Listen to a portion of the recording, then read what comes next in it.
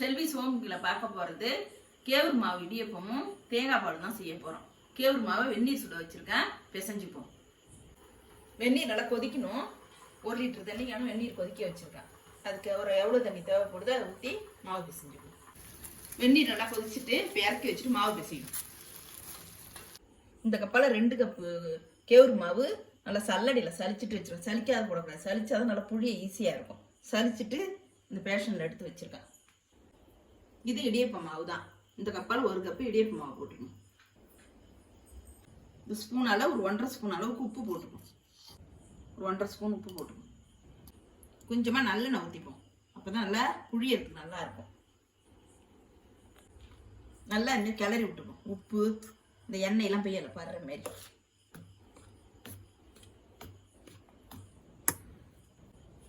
உப்பு எண்ணெயெல்லாம் நல்லா கலந்து விட்டுட்டு வெந்நீர் ஊற்றி பிசைஞ்சுப்போம். கொஞ்சம் கொஞ்சமாக வெந்நீர் ஊற்றி இதுமாரி கரண்டியால் கிண்டி விட்டுக்கணும். சூடாக இருக்கும், கையால் கிண்ட முடியாது. இதுமாரி வெந்நீர் ஊற்றி கிண்டி விட்டுக்கணும். ஏம்மா வெந்நீர் ஊற்றுறேன்? அப்போ தான் மாவு நல்லா சாப்பிட்டா புழிய முடியும்.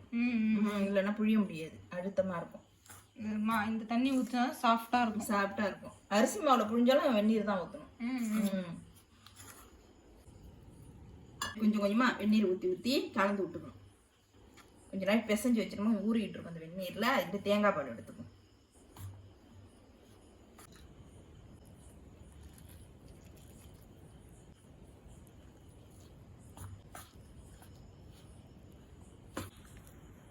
நல்லா இந்த அளவுக்கு கலந்தாச்சு. கொஞ்சம் கலந்துப்போம். தண்ணி போகிறோம், இந்த அளவுக்கு கலந்தா போகிறோம். இதுக்கு ஒரு 3/4 லிட்டர் அளவுக்கு தண்ணி ஊற்றிடுவோம். எல்லாத்தையும் கலந்துட்டு காமிக்கிறேன். இந்த அளவுக்கு மாவு பிசைஞ்சாச்சு. இந்த சூட்லேயே ஊறட்டும். தேங்காய் பால் எடுத்துப்போம். ஒரு தேங்காய் திருவி வச்சுருக்கேன், அதை பால் எடுத்து அரைச்சிப்போம்.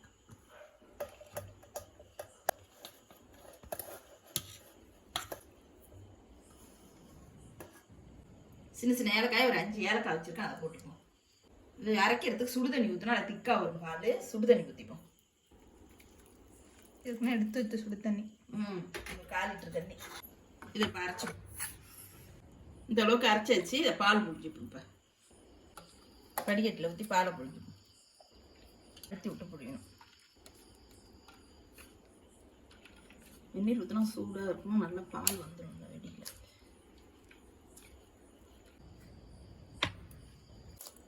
இப்போ 2 ட்ரிப்பும் வடிகட்டிக்கும். இந்த சக்கரை எடுத்துக்கிறோம். 1/4 ஸ்பூன் உப்பு போட்டுக்கணும். அப்போ தான் இனிப்பாக இருக்கும் சக்கரை போடுறதுக்கு. 1 லிட்டருக்கான தேங்காய் பால் எடுத்து வச்சுருக்கோம். ஒரு தேங்காய்க்கு இதுக்கு 1 கப்பு நாட்டு சக்கரை போட்டுப்போம். இது ஒரு 150 கிராம் இருக்கும். நல்லா கலக்கி விட்டுக்கணும். தேங்காய் பால் சீனி போடலாம், நான் நாட்டு சக்கரை தான் போட்டுருக்கேன். தேங்காய் பால் எடுத்து வச்சுட்டு இடியப்பத்தை புளியும். மாவு நல்லா பிசைஞ்சுப்போம். இதில் கொஞ்சம் நல்லெண்ணெய் ஊற்றி பிசைஞ்சுப்போம். கையில் ஒட்டாத இருக்கும். நல்லெண்ணெய் ஊற்றி பிசைஞ்சால் கையில் ஒட்டாத இருக்கும். அதுக்காக தான் புளியறது ஈஸியாக இருக்கும். மாவு ரெடி ஆயிடுச்சு. இப்போ இடியப்பத்துக்கு இட்லி பாண்டில் தண்ணி சாய்ச்சி போட்டுப்போம். அடுப்பு பற்ற வச்சுப்போம். இடியப்ப உடனே நல்லெண்ணெய் தடவி வச்சிருக்கேன், அதை புழிஞ்சுப்போம். நல்லெண்ணெய் தடவி வச்சா நல்லா ஈஸியாக இருக்கும் புழியறதுக்கு. இடியப்ப உடனே எண்ணெய் தடவி வச்சிருக்கேன், அதில் வச்சுப்போம் மாவு. இடியப்பத்தை புழிஞ்சுப்போம்.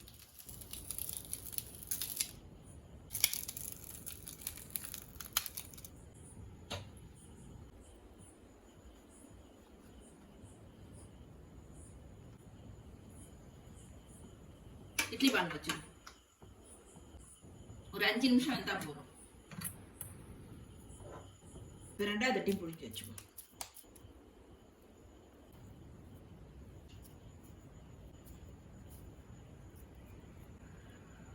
புழிஞ்சுப்போம்.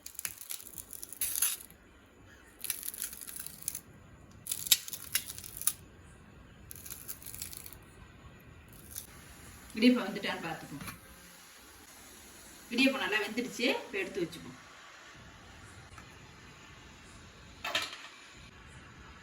இப்போ இந்த 2வது தட்டி எடுத்து வச்சுப்போம். வேகட்டும். அப்படியே வேகட்டும். 5 நிமிஷம் வெந்தால் போகும். அப்படி தட்டில் கொட்டிப்போம்.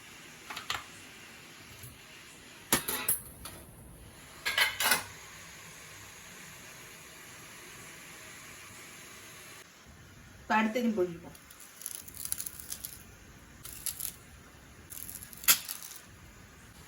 இடியப்பம் வந்துருச்சு, எடுத்து வச்சுப்போம். இதே மாதிரி எல்லாத்தையும் புழிஞ்சிட்டு காமிக்கிறேன். மாவை கரெக்டாக பிசைட்டோம், செத்த நேரம் புழிஞ்சு எடுத்துடலாம். நல்லா சாஃப்டாக வந்து மாவு பிசைறதுல தான் இருக்கு. வெந்நீர் மட்டும் இது கரெக்டாக இருக்கும். அரிசி மாவு இடியப்பதும் சரி, கோதுமை கேவுரு மாவு இடியப்பதும் சரி. நல்லா இடியப்பம் வந்துருச்சு, எடுத்துப்போம்.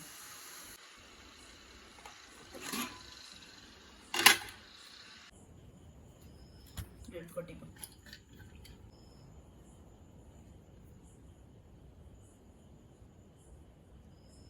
எல்லா இடியப்பம் ரெடி ஆயிடுச்சு. இப்போ தேங்காய் பால் எடுத்து வச்சுக்கோங்க.